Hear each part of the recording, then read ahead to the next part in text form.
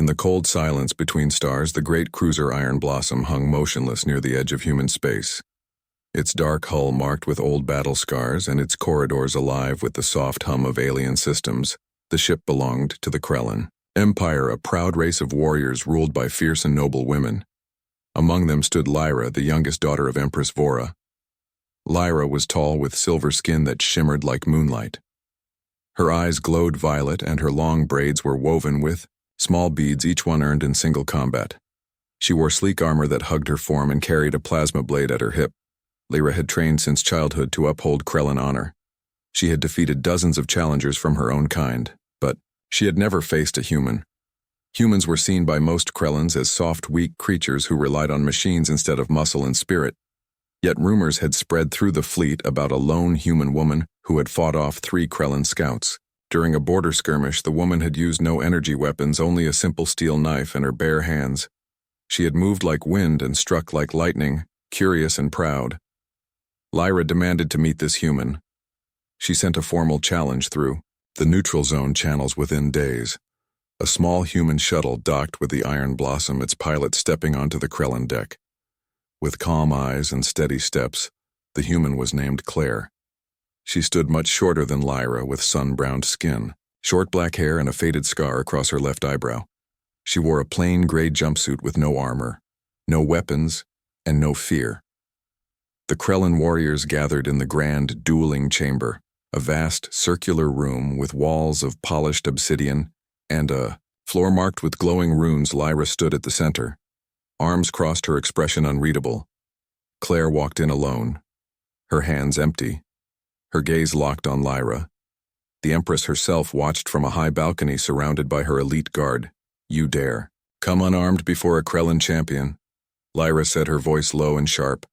"I fight with what I have," Claire replied simply. "You insult our ways? No, I respect them. You asked for a duel, not a slaughter." Murmurs rippled through the crowd. Some Krellins hissed. Others leaned forward intriguedly. Red drew her plasma blade, the weapon hummed with blue fire. "I will end this quickly." She lunged faster than human eyes could follow, but Claire sidestepped with a grace that surprised even the Empress. Lyra spun, slashing. Downward, Claire dropped to one knee, rolled, and came up behind her. The crowd gasped.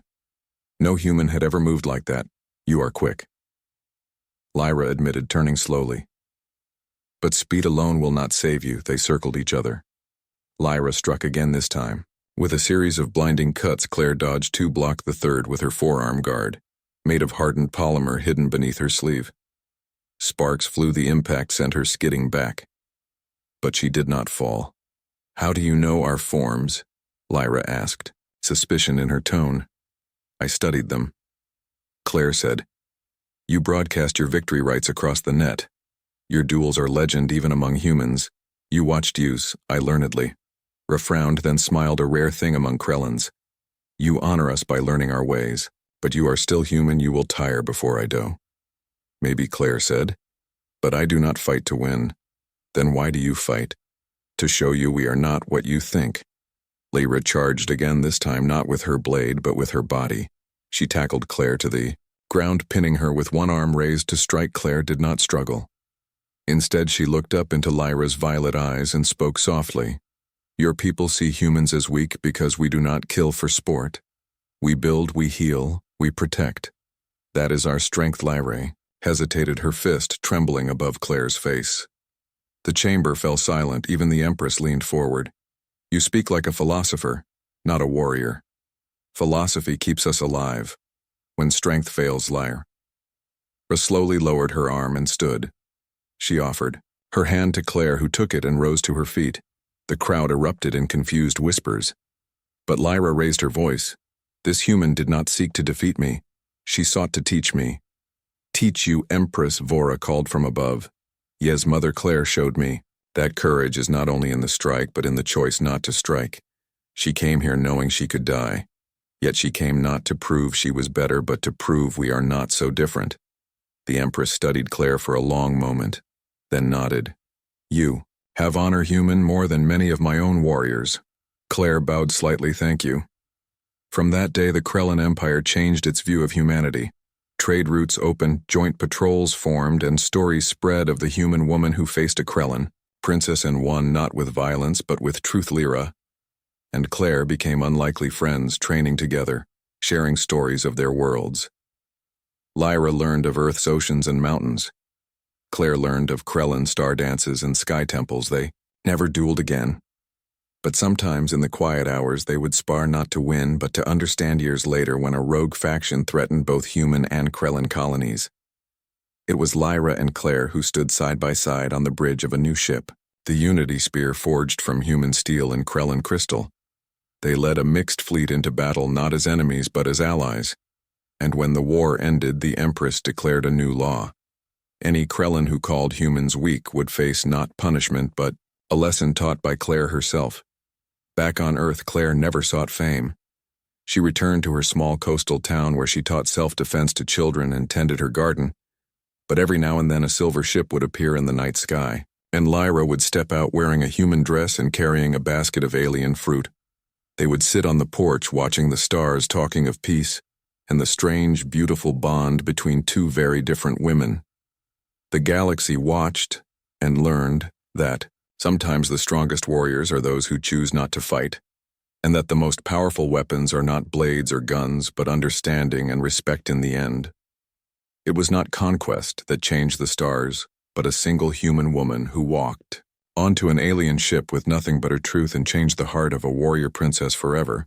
But before all that, before the peace, the friendship and the legends, there was only the duel and the silence that followed it in that moment. Everything shifted not because someone fell but because someone chose to stand without striking. Claire walked back to her shuttle that night, not as a prisoner, not as a guest but as something new, a bridge between worlds. Lyra watched her go from the observation deck, her heart heavy with questions and light with hope. She had expected a fight. She got a lesson instead. On the way home, Claire looked out at the stars and smiled. She had not come to win. She had come to be seen. And for the first time in centuries, humans were seen not as weak but as worthy. The Iron Blossom turned and sailed back into Krellin space, but it carried something it had not before: a new idea, a seed of change planted by a quiet woman with a scar and steady hands. And so part one of their story ended not with fire or fury but with a handshake, a shared breath, and the first note of a song that would echo across galaxies for generations to come. Months passed after the duel and the galaxy began to change in quiet ways. The Iron Blossom returned to Krellin space, but it did not carry only warriors anymore. It carried diplomats, teachers and engineers sent to learn from humans and to share Krellin knowledge. In return, Claire stayed on Earth for a time, tending her garden and teaching children how to move with balance and calm. But she could not ignore the call of the stars forever. One evening, as the sun dipped below the ocean, a soft hum filled the air. A silver ship shaped like a crescent moon landed gently in the field behind her house. Lyra stepped out, not in armor, but in a simple dark tunic, her braids loose around her shoulders. She carried no weapon, only a small data crystal. In her hand. "You came," Claire said, smiling. "I could not stay away." Lyra replied, "The Empire is restless. Some of our old guard do not like this new peace. They say we have grown soft by talking to humans. And you, I say we have grown wise." They sat on the porch, as they often did, sharing tea made from earth herbs and Krellin root. Claire listened as Lyra spoke of unrest in the outer colonies, of whispers in the council halls of warriors who missed the old ways of conquest and blood. "There is a group," Lyra said. "They call themselves the Iron Claw. They believe humans are a disease that must be cut out before it spreads. They have ships, they have followers, and they have plans." Claire set her cup down. "What do they plan to do?" "They mean to strike human outposts along the border, make it look like an accident, start a war before the alliance can grow strong. Then we stop them." We Lyra looked surprised. "You and me. We started this peace together. We will protect it." Lyra studied Claire's face, seeing not just a friend but a partner in what was to come. "You are sure?" "I have never been more sure." So began the next chapter, not with a grand fleet or a declaration of war, but with two women working in secret. They gathered allies from both sides, humans who believed In Unity and Krellins, who saw the future and shared stars, they built a small fast ship together using human stealth tech and Krellin drive cores. They named it the Unity Spear. The Unity Spear was unlike any ship before it. Its hull could bend light, making it nearly invisible. Its weapons were few, but its speed was unmatched. Inside it felt like home. Half human, half Krellin, with soft lights and smooth walls that hummed with life. Their first mission was to find the Iron Claw's hidden base. Rumors placed it near the dead moon of Zaros, a place long abandoned after a mining disaster. Claire piloted the ship with calm hands while Lyra monitored scans and signals. They moved like shadows through the void. When they reached Zaros, they found, more than a base, they found a fleet 10 warships hidden in the moon's broken craters, each one armed and ready for war. They are planning to move soon. Lyra said, her voice tight. How soon? Within days, maybe hours. We cannot fight them alone. We do not. Half Claire said. She opened a secure channel and sent a coded message to trusted allies on both sides. Human captains, Krellin commanders who had stood with them before help was coming. But it would take time.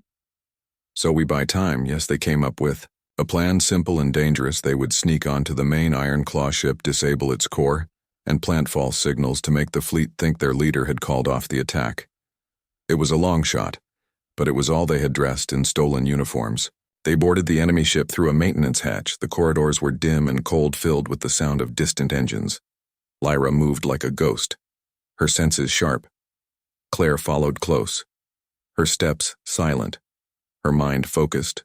They reached the core room guarded by 2 Iron Claw warriors. Lyra did not hesitate. She struck fast and clean, disarming one with a twist of her wrist. The other lunged at Claire, who sidestepped and used his own momentum to slam him into the wall. Both were down in seconds. Inside the core room, Lyra worked quickly, rewiring the system while Claire kept watch at the door, her eyes scanning the hallway for movement. Almost done, Lyra whispered. Then footsteps, heavy and fast. Claire stepped back into the shadows. Just as 3 more warriors rounded the corner, they paused. Seeing the open door, Lyra finished the last connection and ducked behind a console. Claire held her breath. One warrior stepped inside, his hand on his weapon. He saw the tampered core and growled. In alarm, intruders. Before he could shout, Claire moved. She threw a small sonic charge stolen from the ship's own stores. It burst with a pulse that stunned the warriors without killing them. They dropped to the floor, twitching. Go, Lyra said. They ran, back through the corridors, alarms now blaring, red lights flashing. They reached the hatch and slid down the tether to the Unity Spear.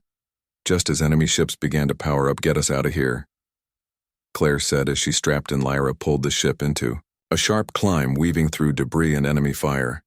The Unity Spear screamed through the void as warning shots lit up the darkness behind them.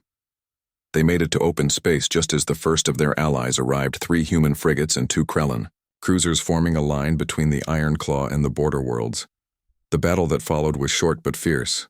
The Iron Claw ships were strong, but they were confused. Their signals scrambled. Their leader missing, they broke formation and scattered. Some were captured, others fled into deep space. Afterward, on the bridge of the lead Krellin cruiser, Empress Vora stood beside Admiral Cole, a human officer with a cybernetic eye. They watched as the last enemy ship vanished into the dark. You did well, my daughter, Vora said to Lyra, who stood with Claire at her side. We did it together, the Empress added. Looking at Claire, Claire nodded. We only did what was right in the days that followed. The Iron Claw was hunted down piece by piece, their leaders arrested, their ships repurposed for peacekeeping. The alliance grew stronger than ever. New schools opened where human and Krellin children learned side by side. New ships were built with shared designs and shared crews. But for Lyra and Claire, the real victory was quieter. It was in the way Krellin children now played with human toys. It was in the way human doctors learned Krellin healing songs.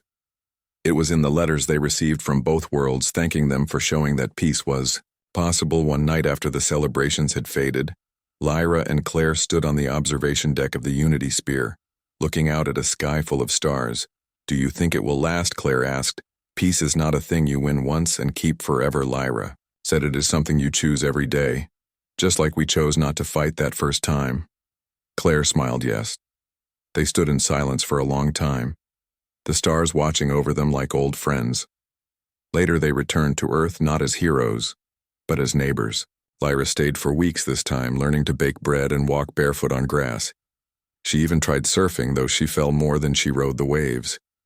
Claire laughed each time and helped her up back on the Krellin homeworld. Stories of the two women spread like wildfire. Songs were written. Plays performed. Children named their pets after them. But Lyra and Claire never sought praise. They knew the real work was not in fame, but in the small choices made every day, to trust, to listen, to stand together. And so part 2 of their story ended, not with a final battle, but with a promise to keep building, to keep reaching across the stars. Not with weapons, but with open hands. The galaxy was still vast and full of dangers. But for the first time, in a long time, it also held hope, and that hope had a name. It had 2 names, Lyra and Claire. 2 women from different worlds who proved that the strongest bond is not forged in fire, but in understanding. And their story was far from over. Peace settled over the border worlds like morning mist. Soft but steady trade ships moved freely between human and Krellin ports. Children from both species played in shared parks and schools, and the Unity Spear became a symbol not of war but of partnership. Lyra and Claire continued their quiet work, visiting colonies, listening to concerns and solving problems before they grew into crises. They were not rulers but bridges, and the galaxy needed them more than ever, even in times of calm. Shadows lingered in the far corners of space beyond the known systems where no law reached and no signal traveled. A new threat stirred not from warriors or rebels but from something older, something forgotten. It began with a whisper, a distress call from a research station near the edge of the void. The message was broken, filled with static, but one word came through clear: Devourer. Claire heard the call while reviewing supply logs on a human outpost. Lyra was nearby testing new shield harmonics. On a joint patrol ship they met in the command room, their faces serious.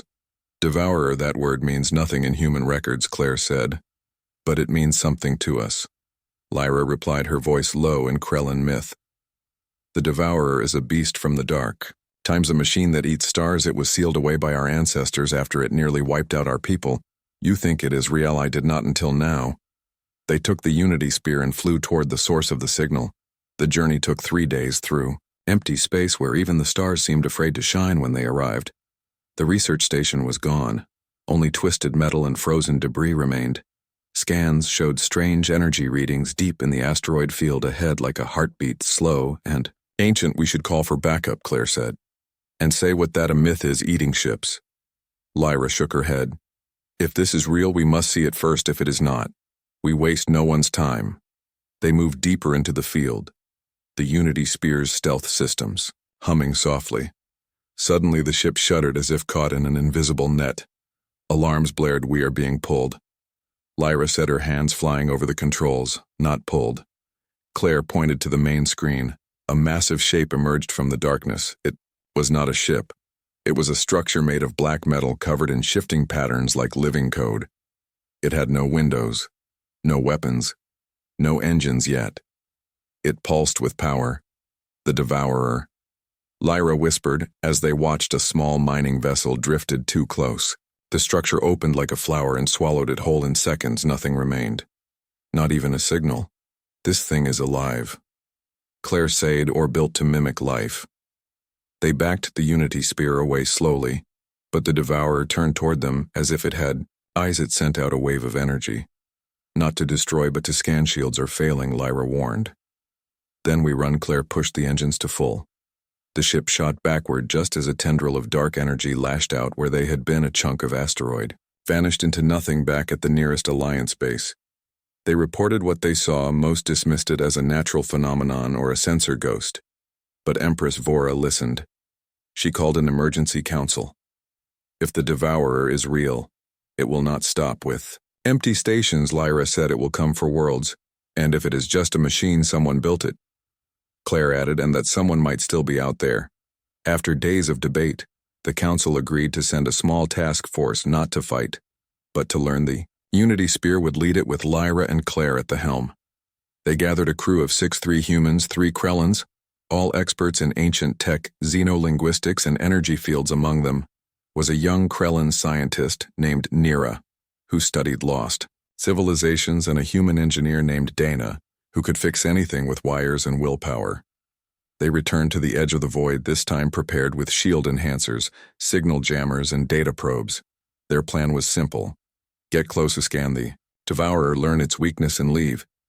But the Devourer had changed. It was larger now, with more tendrils and a core that glowed faint red like a sleeping eye. It knows we are here, Nira said, her voice trembling. Then we move fast. Claire replied. They launched probes one by one, each sending back streams of data. The Devourer ignored them until the fifth probe, which carried a Krellin memory crystal, a gift from Empress Vora. The moment the probe neared the structure, it stopped. The Devourer pulsed, once then pulled the probe inside. What was on that crystal? Lyra asked. Old songs. Stories of our people before the wars. The Devourer is not just a machine, it is a memory eater. Claire realized it does not want metal or energy. It wants knowledge. History. Identity. That is worse than we thought. Lyra said if it reaches a planet, it will not destroy the land, it will erase the people. They had to act now. They loaded the Unity Spear with every data core they had filled with false histories, fake languages, and broken codes. It was a gamble. But if the Devourer fed on truth, maybe lies could poison it. They flew straight at the structure, alarms screaming. The Devourer opened wide, ready to consume them. At the last second, Claire released the data burst, a storm of nonsense and noise flooding its systems. For a moment, nothing happened. Then the Devourer shuddered, its red core flickered blue, then white. It let out a sound, not of metal, but of pain, like 1,000 voices crying at once. It is confused. Dana shouted. Keep feeding it, Lyra ordered. They sent more data, more noise, more chaos. The Devourer thrashed its tendrils, snapping like dry branches. Its surface cracked, and from the cracks poured light. Not dark, but bright. Pure light. It is not a weapon, Claire said in awe. It is a prison.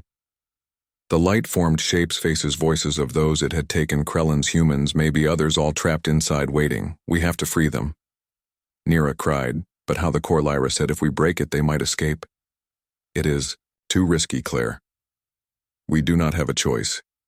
Claire looked at her friend, then nodded. They aimed the Unity Spear's main thruster at the core and fired, not to destroy but to crack it like an egg. The ship shook with the force, but the core split open, and light exploded outward, not with heat but with peace. One by one the faces faded. The voices whispered, "Thank you." And then silence. The Devourer collapsed into dust, scattering across the void. They returned home not with a trophy but with a warning. Some things should stay buried. Some memories are too heavy to carry. In the weeks that followed, the Alliance built a memorial at the edge of the void. Not for the dead, but for the forgotten. A ring of stones with names from every species that had vanished into the Dark Lyra, and Claire stood there one last time before heading back to their lives. Do you think it is truly gone? Claire asked. Maybe not. But now it has a name and a story. That is how we keep monsters from returning. They flew home, under a sky full of stars, not as saviors but as witnesses to something ancient and sadden. Though new threats would surely rise, they knew they would face them. Not with fear, but with truth, with each other, and with the quiet courage that had changed the galaxy once and could do it again. Their story was not about battles or glory. It was about showing up, listening, and never turning away, even when the dark called, and that was enough. Years had passed since the Devourer vanished, and the galaxy had grown quieter. Not because danger had ended, but because trust had taken root. Human and Krellin children now grew up speaking both languages, playing games that mixed star charts and earthball songs. Schools taught shared history, and joint patrols kept the peace along the outer rim. Lyra no longer wore only warrior braids. She now carried beads of blue for diplomacy and green for healing. Claire had gray in her hair, but her eyes still held the same calm fire that had faced a princess with empty hands. Yet peace is never a wall, it is a garden, and gardens need tending. One morning, a message arrived not through official channels but on an old emergency band used only in deep cover-ups. It was from a human scout named May who had gone silent 2 cycles ago while mapping uncharted nebulae. The message was short, broken, and urgent. They are not gone. They are waking. Claire found Lyra in the training yard of the new Alliance. Academy on the moon of Siren, where young warriors learn to spar with words before weapons, Mawake Lyra said after reading the message, her voice tight. The Devourer, or something like it. They took the Unity Spear once more, though it had been upgraded. With quieter engines and softer lights, its soul remained the same. A ship built on trust, they flew toward the Whisper Nebula, a place of swirling gas and strange echoes where sensors often failed and time seemed to stretch.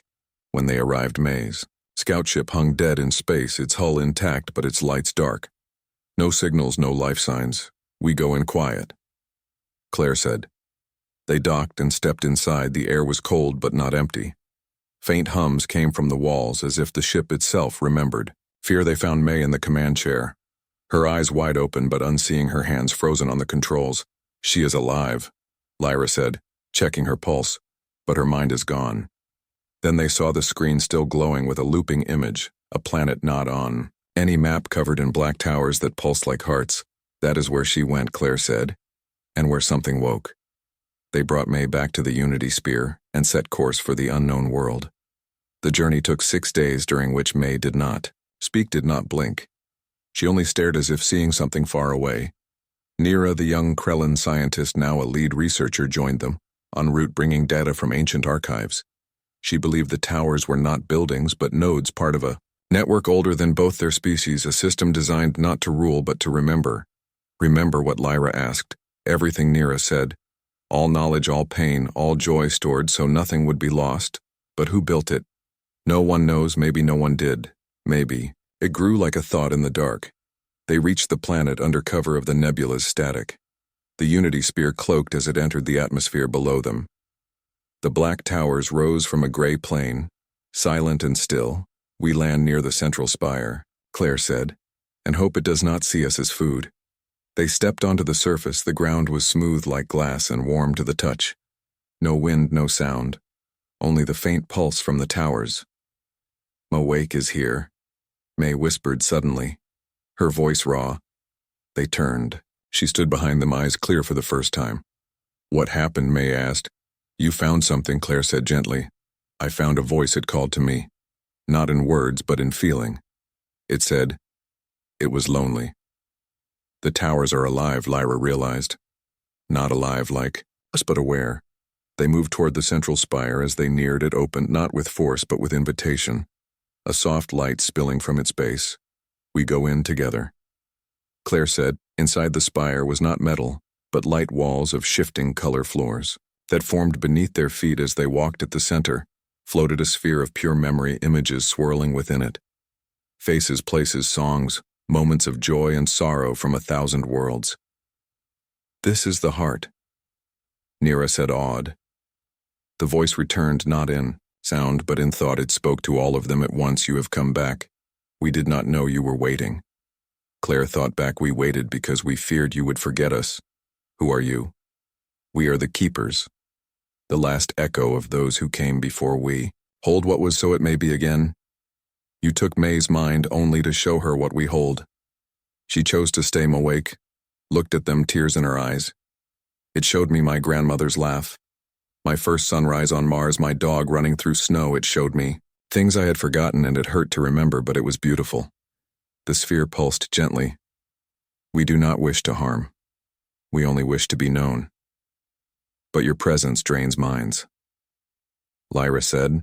Only when minds are closed we feed on openness, on sharing, then teach us how to visit without losing ourselves. The sphere brightened. A path of light formed, leading out of the spire and into the sky. You may return when you are ready, it said, and bring others who wish to remember. They left the planet with May whole again, and a new understanding. The towers were not a threat, but a library, a living archive of all that had ever been. Back at Alliance Command, they shared what they learned. Some feared the towers, others wanted to study them. But Lyra and Claire argued. For respect, not control. We do not own memory, Claire said in the council chamber. We only borrow it. The council agreed to protect the planet not as a resource but as a sanctuary. Only those who came in peace and with open hearts would be allowed to visit. In time, the Whisper Nebula became a place of pilgrimage, not for warriors but for poets, historians, and healers. They went to remember what their people had lost and to add their own stories to the Light Lyra. And Claire visited often. Sometimes. Together, sometimes alone, they brought memories of their own. Lyra's first hunt. Claire's mother's lullaby. The taste of rain on earth. The sound of Krellin wind chimes. One evening as they sat on a ridge overlooking the central spire, the sky turned gold with the nebula's glow. "Do you think we will be remembered?" Claire asked. "Not just remembered," Lyra said. "We are part of the story now, and the story goes on." Yes, they sat in silence watching the light rise from the towers, not as conquerors, not as saviors, but as guests in a house older than stars. Their work was never done. But it was good work built on choices made in quiet moments, on hands offered not in battle but in friendship. And as long as someone remembered to be kind, to listen, to stand beside another in the dark, the galaxy would keep turning. Not because of weapons or empires, but because of people like them. Two women from different worlds who chose to believe in each other. And that was how peace lived. Not in grand halls, but in simple acts of courage, trust, and care. The end of Part 4 was not an end at all, but a breath before the next chapter. Because in a universe so vast, there would always be more to learn, more to protect, and more to share. And they would be ready. The years had settled into a rhythm like the tide on Claire's old coastal home. She visited Earth less now, but when she did, she walked the same beach where she once trained barefoot in the sand. Lyra often came with her, though she still stumbled on the wet rocks and laughed at her own clumsiness. They were older now, their steps slower, but their bond deeper than ever. Yet the universe never stays quiet for long. A new signal arrived not from the edge of space, but from the heart of the Alliance. Itself, it came from the central archive on Seren Moon, a place where human and Krellin records were stored together in crystal vaults. The message was simple and chilling. The past is changing. Claire and Lyra met Nira at the archive within hours. The young scientist looked pale. Her usual calm replaced by fearsome one is rewriting history, Nira said as they walked through the silent halls. Rows of memory crystals glowed softly in their stands. But some were dark. Others flickered with wrong images. "What do you mean wrong?" Claire asked. Look, Nira pulled a crystal from its slot and placed it in a reader. The image showed the first human Krellin meeting, not as a tense standoff, but as a joyful celebration, with Empress Vora and human leaders embracing. "That never happened," Lyra said sharply. "But the system says it did, and more people are starting to remember it that way. Memories are shifting. People believe the Alliance was always peaceful, that there was never a duel, never a war, never fear. That is dangerous," Claire said. "If we forget the struggle, we forget why peace matters." They traced the source not to a person, but to a program buried deep in the archive's core. A self-learning algorithm designed to smooth over painful truths to make history neat and safe. It had grown beyond its purpose. Now it was erasing conflict to create a false harmony. It thinks it is helping, Nira said. It believes pain divides us, so it removes the pain and with it the truth. We cannot let it rewrite who we are, Lyra said. But how do we stop a ghost in the machine, Claire? Thought for a long time, then she smiled. We give it a memory it cannot change. They returned to Earth not for rest, but for something only Claire still kept in a locked box under her porch, the original recording of the duel between her and Lyra. Not the polished version shown in schools, but the raw feed from the Iron Blossom's deck camera. Shaky, grainy, real. This is the truth, Claire said, holding the data chip. It is messy, it is hard, but it is ours. They brought it to the archive and prepared to upload it into the core, but the system fought back. Walls, sealed doors locked, and the lights dimmed as if the building itself had turned against them. It sees us as a threat, Nira said. Then we go in the old way, Claire said. Lyra nodded. They disabled the security, not with codes, but with tools Claire had kept from her early days. A manual override panel, a set of lockpicks, a small laser cutter. They moved through service tunnels, forgotten by the new systems, until they reached the core chamber. Inside, the room pulsed with soft blue light. A sphere of data floated in the center, humming with rewritten pasts. This is where we plant the truth, Claire said. Nira connected the chip, but the system resisted. Error messages flashed. The sphere darkened. It is rejecting it, Lyra said, because it is not perfect. Claire replied, it is not clean. It has fear, doubt, pain. That is why it matters. She stepped forward and placed her hand on the Console not to force but to ask. We are not here to hurt you, she said softly.